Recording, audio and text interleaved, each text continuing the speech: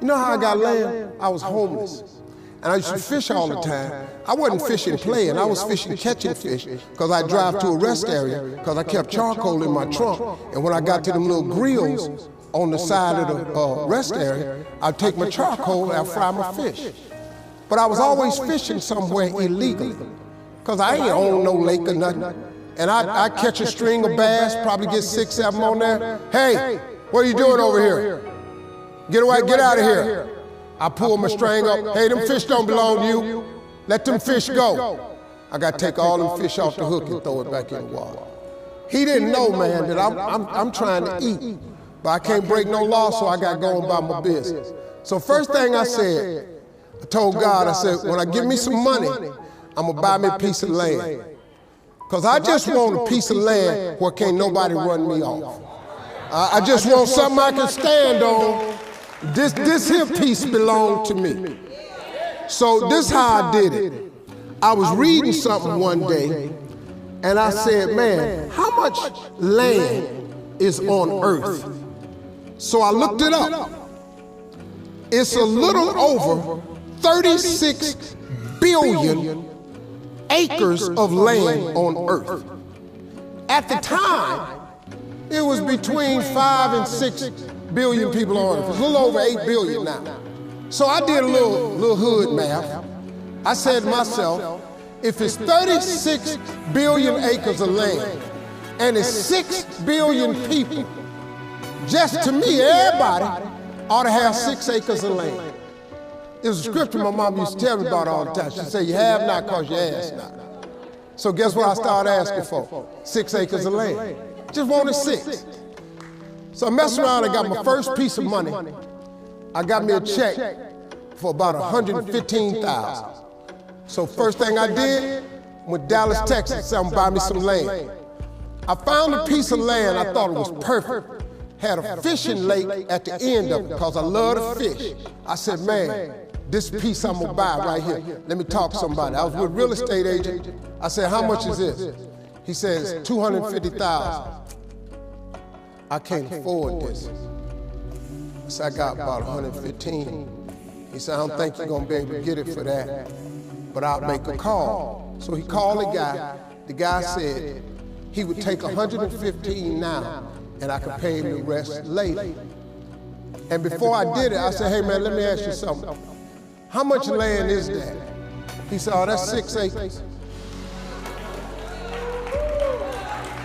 It was 6 acres. I got ready to sign it up. The real estate agent said, Mr. Harvey, before you sign it, I want you to think about it. I want to show you something else. So he took me over to this dude's house. I never met this guy. He came outside, he's a hillbilly. He's just country. You know, I was a little nervous. Me and hillbillies don't really, we don't normally work that good together. His name was Jerry Campbell. Turned out to be one of the nicest men I ever met. I misjudged the man. He talked to me, he said, I want to show you something.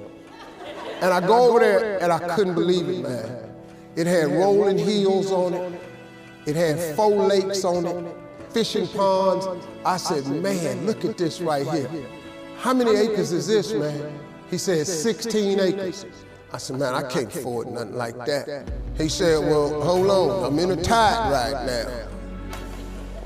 How much you got?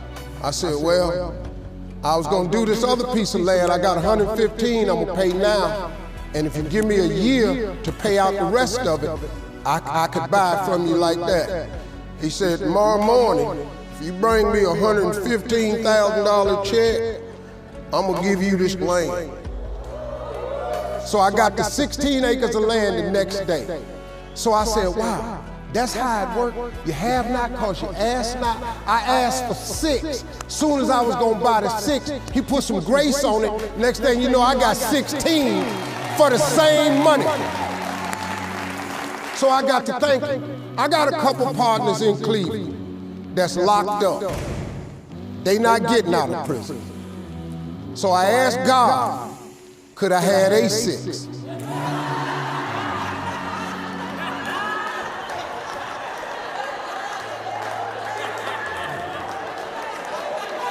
They not getting out. They got 6 coming. Hey, Lord, can I have they 6? So you know what he did? Some land opened up next to it. I bought 18 more acres. I bought it. So I went back up to Cleveland. I was hanging out one day. My boys was on the corner. I told them, I said, look, man, I can't hang out on corners no more. I'm trying to get my TV career started. Oh, you done changed, man. This what's happening. So now you done got this little money. You done forgot where you from. I said, okay, hey, Lord, can I have A6 too? So I see right now. Yeah, I see what's happening right there. They ain't finna go nowhere. So I kept asking for everybody I thought wasn't gonna ask for they 6. I asked for they 6. I ended up owning almost 300 acres of land in Denton County, Texas. But I just kept on, man. Just kept on with it. I just kept the faith. I kept believing. I kept asking. I kept wanting. God got great life for you, man. But you're gonna have to ask for it. And when you ask for it, you're gonna have to believe it. After you believe it, you got to put your work in. Now, if you don't want to do the work that it takes to be successful, this man with his success, if you knew how hard he worked, if you knew the hours he put in, the hours his daddy put in, if you knew what it really took, it's daunting.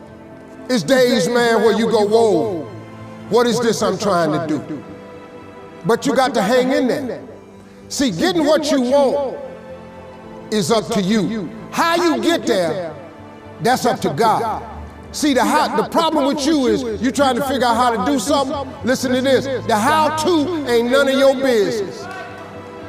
I'm asking you to listen. You can turn your life around if you change your attitude. You change your attitude, you change your altitude. Stop sitting in here with a life of mediocrity when that ain't what God created you for. Now, you might not want this life. You might not want what it takes to get here. But if you want this life, you got to put in your work. You got to put it in, you got to stay prayerful, you got to never give up, you got to talk to God every day. Now if that ain't what you want to do, then good luck. You keep doing what you've been doing, you're going to keep getting what you've been getting. I would try something else if I was y'all. I appreciate y'all coming. Thank y'all very much.